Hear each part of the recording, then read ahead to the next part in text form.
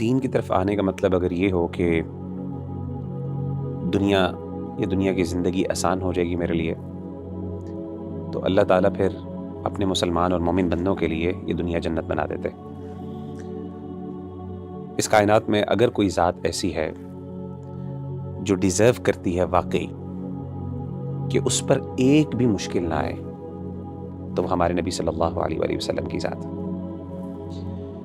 کیونکہ آپ صلی اللہ علیہ وسلم نے جو اس امت کے لیے قربانیاں دیں، آپ صلی اللہ علیہ وسلم کا جو اللہ سے تعلق ہے وہ کسی اور کا نہیں۔ لیکن آپ دیکھیں کہ نبی صلی اللہ علیہ وآلہ وسلم نے جب اسلام کی دعوت کا آغاز کیا تو کیسے مشکلات کے انبار آپ کے اوپر لگ گئے۔ یعنی کوئی سال ایسا نہیں تھا، کوئی میں سمجھتا ہوں دن ایسا نہیں تھا جس میں آپ کے لیے مشکلات، چیلنجز اور پرابلمس نہیں تھیں۔ ایک دن عمر بن خطاب رضی اللہ تعالی عنہ اللہ کے رسول صلی اللہ علیہ وسلم کے گھر میں تشریف لائے،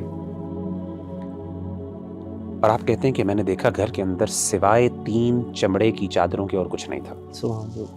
3 لیدر شیٹس تھیں بس، اور کچھ بھی نہیں تھا۔ اور آپ صلی اللہ علیہ وسلم ٹیک لگائے ہوئے تھے تکیے پر، اور اس کا نشان آپ صلی اللہ علیہ وسلم کے جسم مبارک کے اوپر نظر آ رہا تھا۔ یعنی تکیہ بھی کوئی کمفرٹیبل نہیں تھا۔ تو آپ صلی اللہ علیہ وسلم کی اس جب حالت دیکھی حضرت عمر بن خطاب نے، تو آپ اس کیفیت کو برداشت نہ کر سکے اور کہا کہ یا رسول اللہ، اے اللہ کے رسول صلی اللہ علیہ وسلم، ادعو اللہ، اللہ سے کیوں نہیں آپ دعا کرتے ہیں فلیوسع علی امتک، کہ وہ آپ کی امت کے اوپر فراوانی کر دیں۔ فإن فارس والروم لا يعبدون اللہ، جو پرشین امپائر ہے، جو رومن امپائر ہے، وہ تو اللہ کی عبادت نہیں کرتے، ولیکن قد وسع علیہم، لیکن ان کے اوپر تو مال و دولت کے جو ہے خزانے کھلے ہیں، تو آپ کیوں نہیں اللہ تعالیٰ سے دعا کرتے؟ تو سیدنا عمر بن خطاب رضی اللہ تعالیٰ عنہ کی جب اللہ کے رسول نے یہ بات سنی تو آپ لیٹے ہوئے تھے، آپ اٹھ کے بیٹھ گئے، یعنی اس چیز کی اہمیت دلانے کے لیے، اور آپ نے بڑے حیران ہو کے کہا او فی شک انت یا ابن خطاب، اے ابن خطاب، کیا آپ کو بھی شک ہے؟ یعنی میں آپ سے تو یہ چیز ایکسپیکٹ نہیں کر رہا تھا۔ اولئک قوم عجلت لهم طیباتهم فی حیات الدنیا، آپ نے فرمایا یہ وہ قوم ہے جس نے اگر دنیا کے اندر کوئی خیر کا کام کیا ہے تو اس کی جزا ان کو دنیا میں ہی مل گئی، ان کے لیے دنیا میں ان کی جزا جلدی کر دی گئی۔ لیکن ہم مسلمان، یہ جو اللہ تعالیٰ کا بندہ، یہ مومن ہے، اس کی کوششوں کو کبھی بھی اللہ تعالیٰ دنیا کے اندر چھوٹا ریوارڈ دے کے ختم نہیں کرتے۔ اور یہ چیز نبی صلی اللہ علیہ وسلم کی صرف سچویشن یا کنڈیشن نہیں تھی، بلکہ آپ صلی اللہ علیہ وسلم کے لیے جسمانی طور پہ بھی تکلیف دوسروں کی نسبت زیادہ ہوتی تھی۔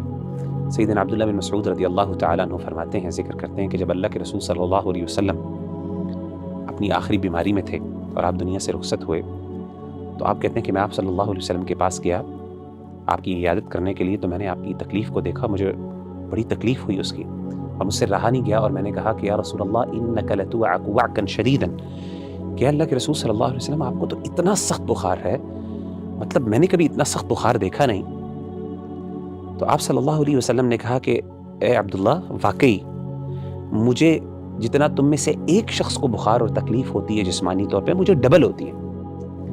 اور آپ نے پوچھا عبداللہ تمہیں پتہ ہے کہ کیوں ایسا ہے؟ تو عبداللہ بن مسعود نے کہا کہ اللہ کے رسول صلی اللہ علیہ وسلم شاید اس لیے کیونکہ اس تکلیف کی وجہ سے اللہ تعالیٰ آپ کا اجر اور ثواب بھی دوبالا کر دیں گے۔ تو آپ نے کہا ایسی بات ہے، اور آپ نے فرمایا کہ جب ایک مومن پر کوئی تکلیف آتی ہے تو اللہ نہ صرف اس کے گناہوں کو معاف کرتے ہیں بلکہ اللہ تعالیٰ اس کے درجات بھی بلند کر دیتے ہیں۔ تو اپنا بندہ جو اللہ کا ہے، بعض اوقات میں سمجھتا ہوں بعض اوقات اس کے لیے دین میں آنے کے بعد مشکلات زیادہ بڑھ جاتی ہیں، اور یہ اللہ کی محبت کی نشانی اور دلیل ہے۔ کیوں؟ ایز لانگ ایز وہ دین پہ قائم رہے۔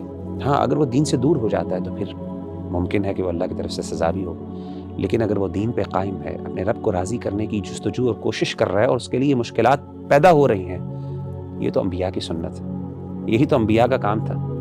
قرآن مجید میں اللہ تعالیٰ کیا کہتے ہیں؟ وَتَوَاصَوْا بِالْحَقِّ وَتَوَاصَوْا بِالصَّبْرِ، جب آپ حق پہ چلیں گے، اس کی تلقین کریں گے، تو اس کے ساتھ صبر تو کرنا پڑے گا۔ تو میں سمجھتا ہوں کہ یہ اللہ تعالیٰ کی طرف سے حکمت ہے، اور کئی دفعہ یہ اللہ کی طرف سے انعام ہوتا ہے۔